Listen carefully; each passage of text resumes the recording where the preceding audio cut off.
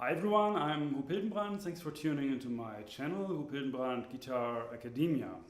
Today we have a lesson which is very strong connected with a three-note structure lesson about this different patterns for the traditional triads. This was this lesson on wide interval patterns for triads, and I have the link I put down in the description below. And in this case we have some interesting variations of these purely three-note structure based patterns by incorporating different non-chord tones, so some kind of approaches, suspensions, to make the whole these patterns more interesting, more musical rewarding, you can say. So let's get right into the endless ocean of music.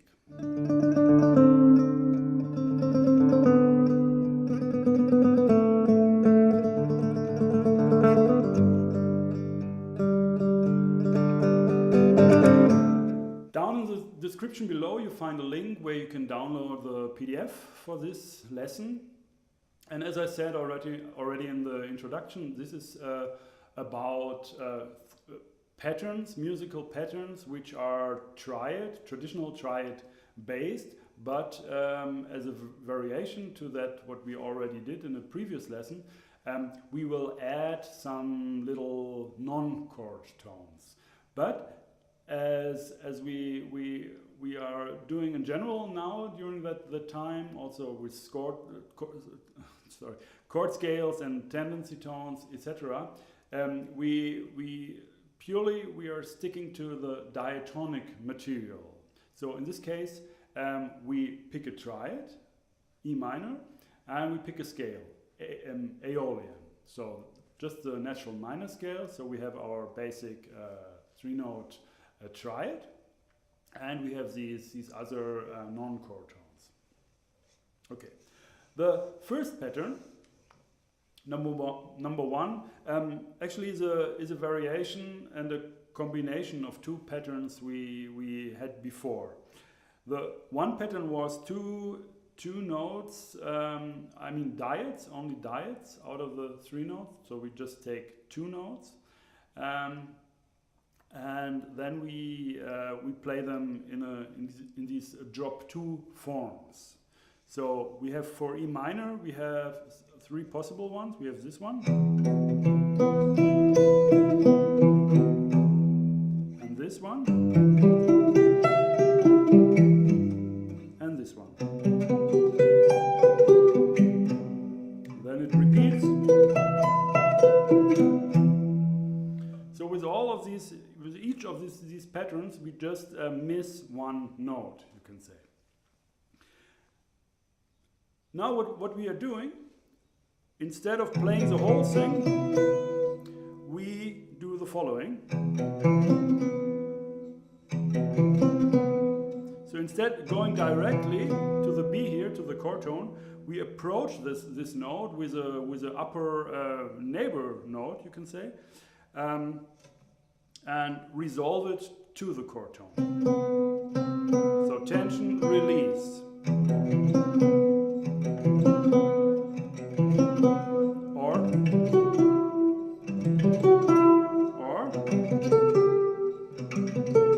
And from the beginning. So this extra note, this non-chord tone, gives the whole thing more flavor, more kind of an expression, more bit dissonance, and more more colorful flavor. Okay, and then we connect this pattern with another pattern we already had. This was the octave pattern. So an octave, and then a drop two combination. And we can play this pattern, of course, for on every chord tone. We can transpose it.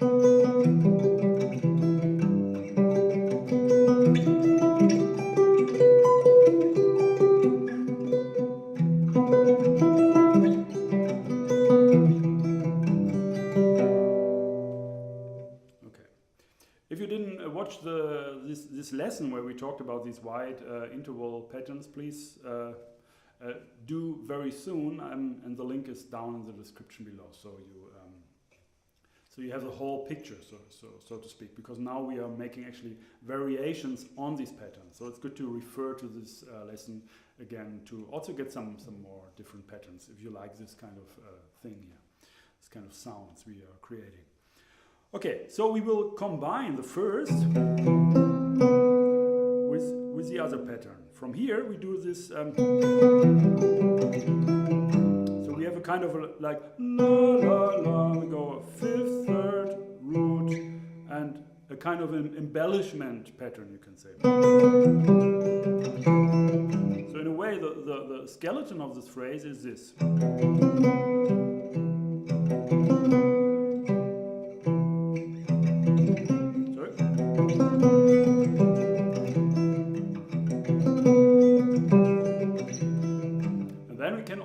Play these patterns in all these inversions and root positions. So we can start from here.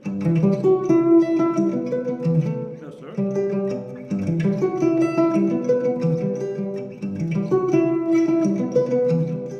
And we can start from here.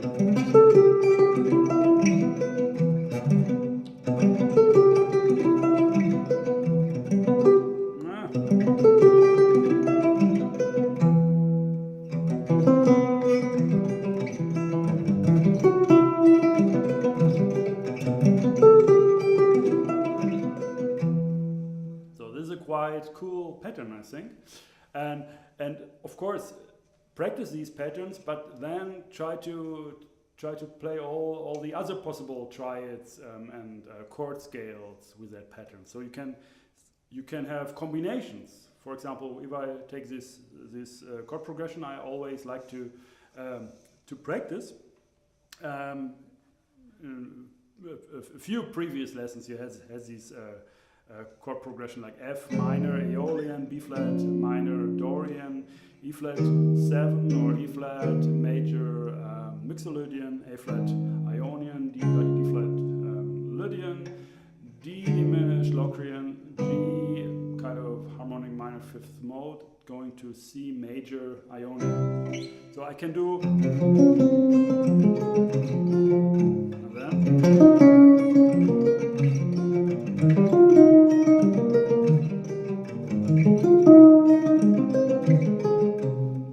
So I think you get the idea. If you play like a pattern by itself just for one chord, it's one thing, but to really adopt it through an existing chord progression, this makes the whole thing like really working beautifully. It's a kind of a Bach, Johann Sebastian Bach style thing in a way, to have a certain pattern and then go through the chords. Okay, we come to exercise or pattern number 2. In a way they are technical exercise, but on the other hand they're also like really nice fragments and phrases and patterns you can really incorporate into your playing, into your improvisation. This second pattern goes like this. So what we are doing, we play again these diads, and we play it in this case in drop 2 form. So we skip one note of the triad, we skip the G in this case, and then when we are on the top, we just play this neighbor tone thing. Yeah, Wechselton in German, so a neighbor tone. And we have this note on the 1. If we sing in a 3/4 bar, we have this on a strong beat, this non-chord tone. So we have 1 and 2 and 3 and 1 and 2 and 3 and 1 and 2 and 3 and 1 and 2 and 3. And if we do this in a systematic way, we go now to the closed position diad, GB, and we can do the same thing.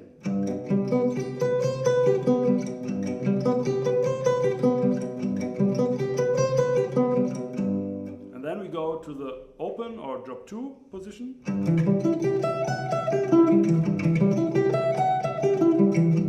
And then closed position. And remember this non-chord tone, in this case here the F sharp, this gives me the chosen scale. If I choose Aeolian, I have an F sharp as an upper neighbor tone from E. So no F, but F sharp. So there's no mystery.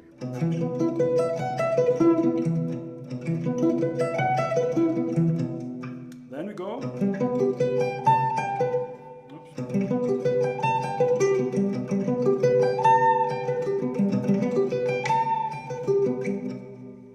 Then.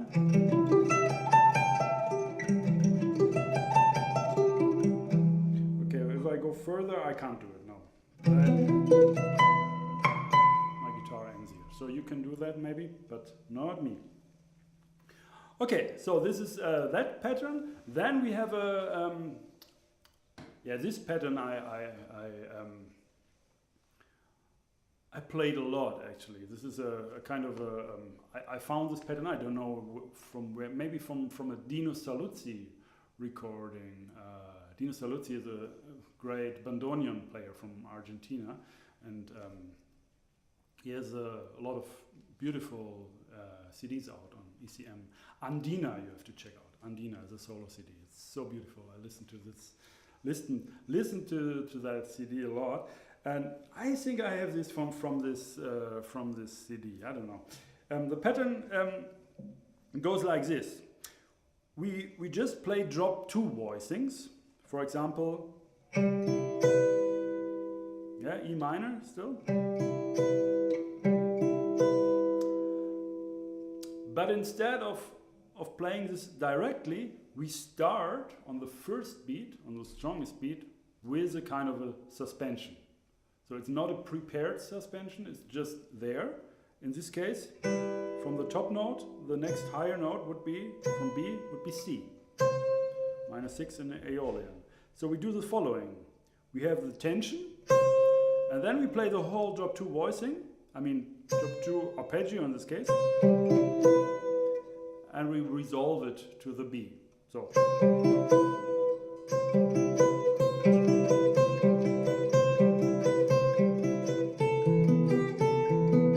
it's the same thing here, also drop 2 voicing and a suspension. You can also play all these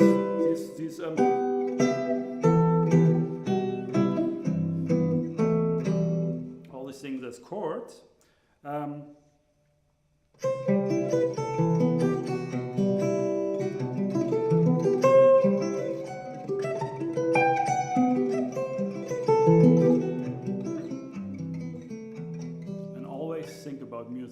That's important. Don't play these patterns so static and rigid in a way. They are really, let them breathe.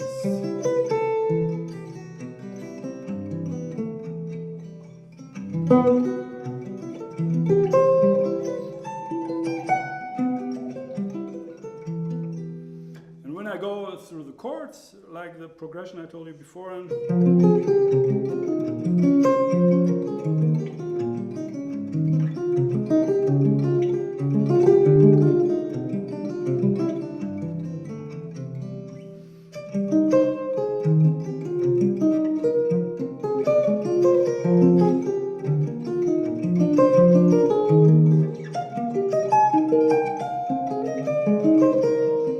so on. I think you get this idea. It's a beautiful sound, and once you really know your drop 2 voicings, this is also not so difficult.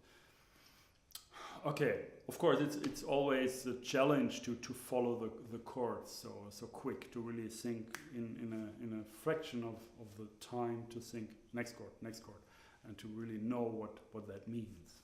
Number 4 is a variation of the pattern we had. It goes like this,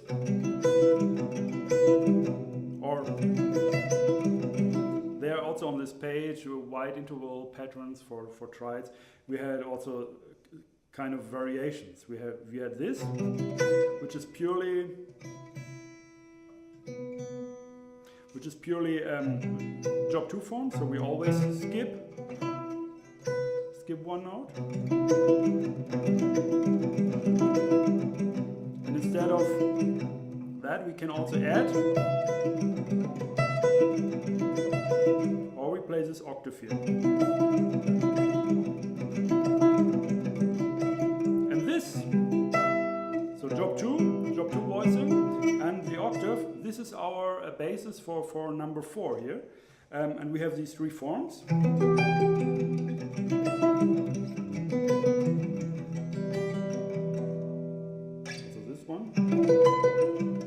And what we are doing is we first play that pattern, and we start on the second 16th, tuck it dimmy, tuck it dimmy, tuck it.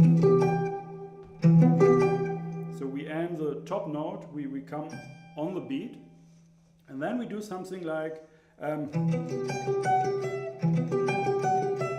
so I stick to this chord tone, I play the octave, then I play this chord tone again, and I go scale-wise movement with the upper voice. I go down.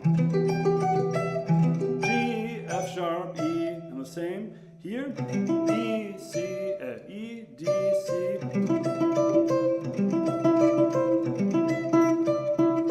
And the same here, same idea. B, A, G. With this pattern, I come from a chord tone, I start with a chord tone here, the B, the 5th, go to A, and the G, so I have just a passing tone, and I end with a chord tone. The same happens here. I start with a chord tone, have the F sharp as a passing tone, and the E as a chord tone again. The exception is this pattern where I go from the root to the 7th to the 6th. So I just want to keep this melody. So I break, in a way, this breaks the rule of having the non-chord tone just as a passing tone. I mean, if I would go on, then it's kind of resolved. But the idea of these patterns is really to move through progressions with that, and to stick to a certain kind of to not change the pattern, but change the intervals and the transpositions of the pattern to always adjust to the chord, and not changing the movements of the pattern themselves. So what I can do now with this beautiful chord progression, I can play the following.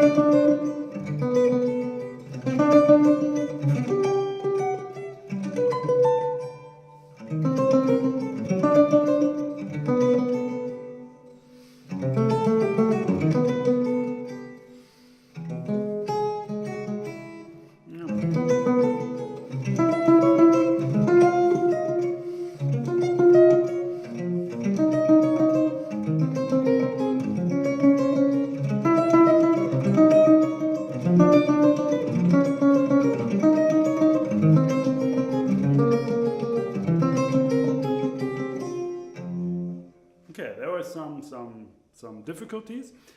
You heard them, but it's not easy. Of course, it's not easy. So you really have to practice that. You're spontaneously you can just adopt these patterns to the chords you are on. And also there are always like different possibilities how to move. You know, for every chord you have.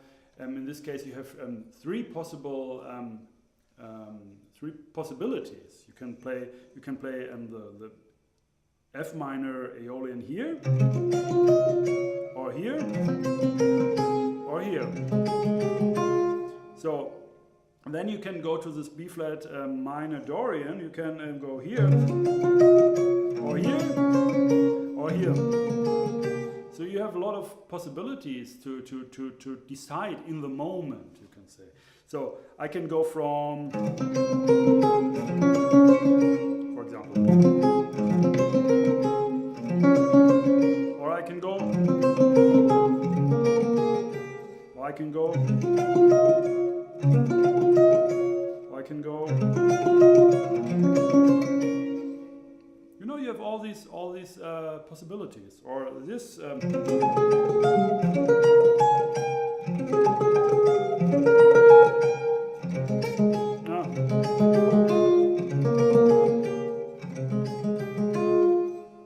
you can alternate between these two chords.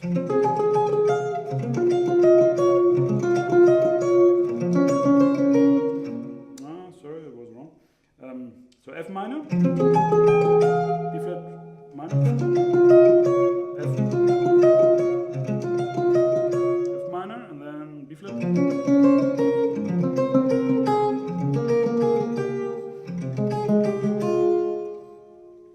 Okay, that's also a possibility. So actually, with these patterns, you can do a lot of things.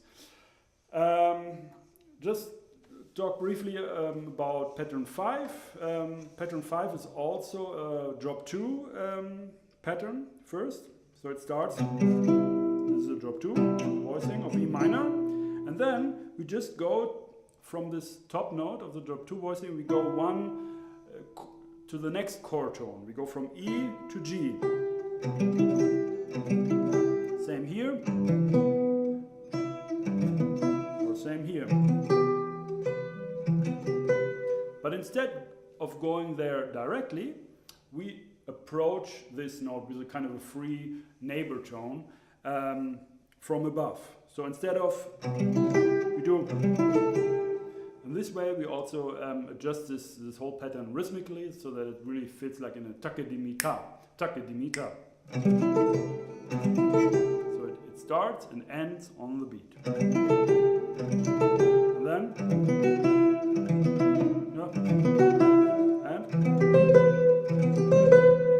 okay, so these forms. If I play these over the changes, it sounds like this.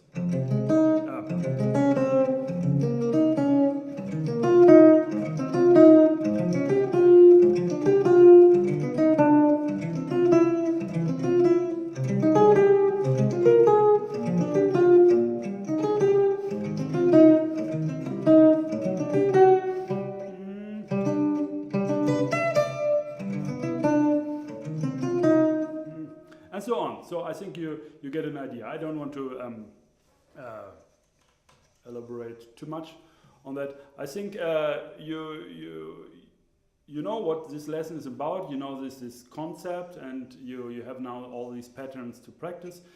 Just choose one. I would suggest really now to just choose one. If you like the sound, just one pattern, and then learn this pattern for this one chord, choosing also a chord scale, and then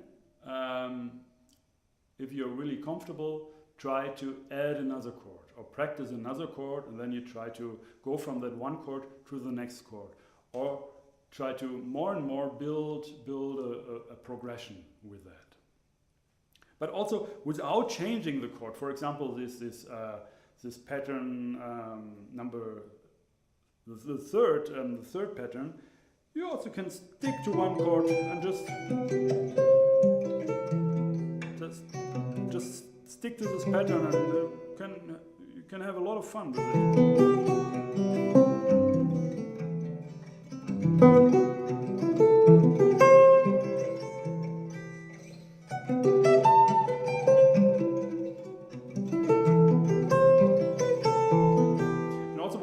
There are two different balls assigned to this thing. The most logical ball would be to play always like a dara dara dara dara dara dara dara dara dara dara. So down up. But this thing here is like a really huge leap for the right hand. So after practicing this pattern a lot with this ball, I decided actually to more and more to use the other ball, which is just all these the whole thing the other way around. So I play ra da ra da ra da ra da.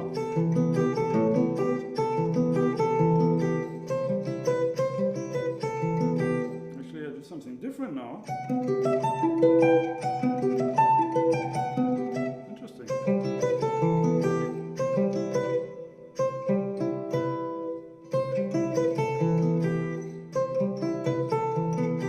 Yeah, actually, what I do. This is actually also a pattern I've seen in this Pat Metheny exercises book. I play up, then I play down, da, and then again down, and then again up.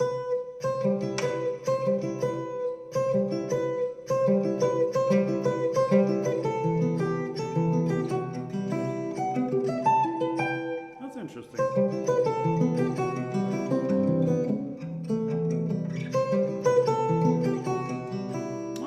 Changes here, so you will not see this ra da pattern here, but it's a ra da da ra pattern. Ra da da ra ra da da ra ra da da ra. So you have two ras and two das after each other.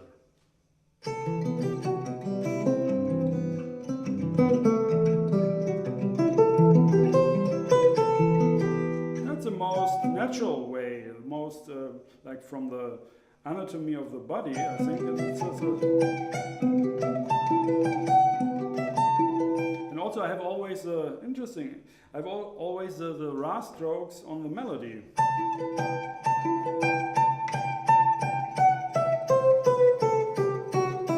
So this gives me also a kind of a certain sound in the da strokes. On the other notes, which are more the accompaniment. Yeah.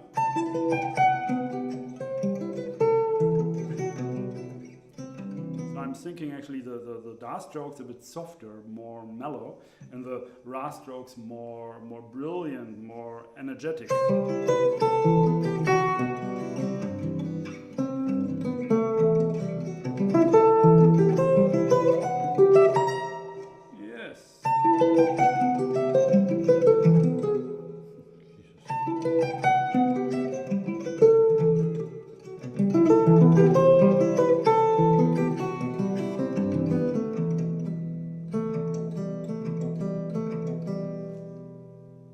Cool, I learned something in this lesson. Thank you. All right, so I hope you like this lesson. I hope you like these patterns, and so really do that, what I told you. Take one pattern and try to play it for one chord scale, and then try to adopt that pattern through a progression. And then you really hear these beautiful colors and yeah. Do that. I hope you like this lesson. If so, please subscribe to my channel. Also, there will be a video uploaded or published every Friday. And also there's a possibility to donate. Please go follow the link down in the description below on my website, on the Guitar Academia page of my website. There is a button where you can donate to support my work here on this channel. This would be really cool. So thank you. My name is Huub Hildenbrand. Thanks for watching.